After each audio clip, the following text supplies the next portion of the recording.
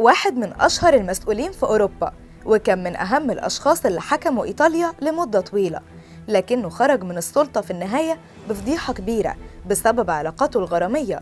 لكن رغم كل ده عمل حاجة جديدة صدمت الجميع. مين هو المسؤول ده؟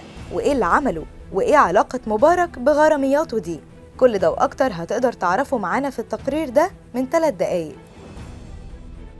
مين فينا ما سمعش اسم رئيس الوزراء الإيطالي السابق سيلفيو برلسكوني، واللي يعتبر من الشخصيات التاريخية في إيطاليا في العصر الحديث، وقدر يقعد في الحكم لمدة طويلة، وكانت ليه اهتمامات غريبة زي الاهتمامات الكروية. لكن العلاقات الغرامية كانت دايماً هي نقطة الضعف الكبيرة اللي لحقت برلسكوني، وكانت على وشك تدخله السجن.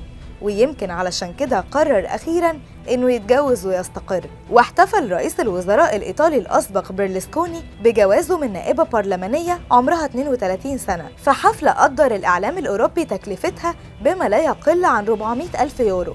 وتعرف برلسكوني بأنه صاحب تاريخ من العلاقات العاطفية المثيرة للجدل، منها اللي وصل لحد الفضايح اللي كشفتها وسائل الإعلام العالمية خلال السنين اللي فاتت.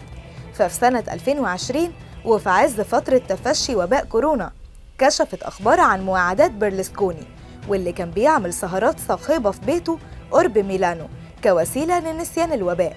وفي الفترة دي كان رئيس الوزراء السابق مرتبط بعلاقة غرامية مع ست اسمها فرانشيسكا باسكالي وعمرها 34 سنة، وانفصل عنها وقتها بعد علاقة استمرت 12 سنة، لكنهم قرروا يفضلوا أصدقاء بحسب اللي أعلنه حزبه فورتسا إيطاليا في بيان صادر عنه وقتها.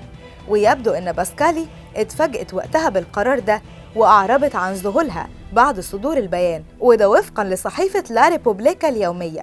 وقالت باسكالي واللي قدرت تلفت انتباه برلسكوني بعد ما أسست نادي للمعجبين بيه، وإنه هيضل شخص عزيز بالنسبة ليها للأبد، وإنها بتتمنى ليه كل السعادة في العالم، وبتتمنى إنه يلاقي شخص يعتني بيه زي ما كانت بتعمل. وقال الإعلام الإيطالي وقتها إن برلسكوني اللي طلق مرتين قبل كده ساب باسكالي علشان يرتبط بواحدة تانية أصغر منها، وهي النائبة في حزبه مارتا فاشينا، واللي انتهت علاقتهم بالجواز فعلاً.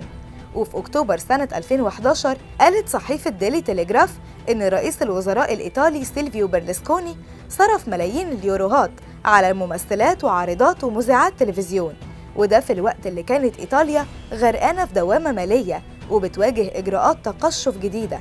واتحكم على برلسكوني سنة 2013 بالحبس 7 سنين بعد إدانته بتهمة دفع فلوس لبنت عندها 17 سنة واسمها روبي، رغم إن الإدانة دي تم نقضها بعد كده.